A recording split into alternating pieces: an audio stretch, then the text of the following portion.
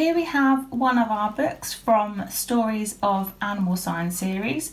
This one's called Cheeky Monkey and it's one of the favourites of the series.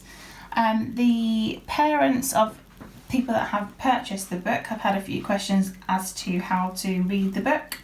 So once you open the book, you can see just within the first page of most of the books that some of the words are highlighted in different colours.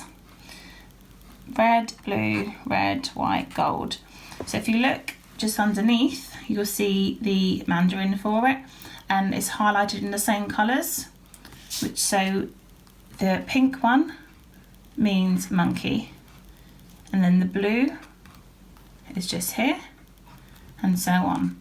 So each time you see a word that's highlighted, you can look and it will help you and your child, if you're reading to your child, to be able to see which word consists with which Mandarin word. It's like that throughout the whole book.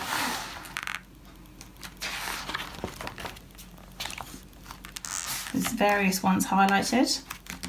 And at the back of the book,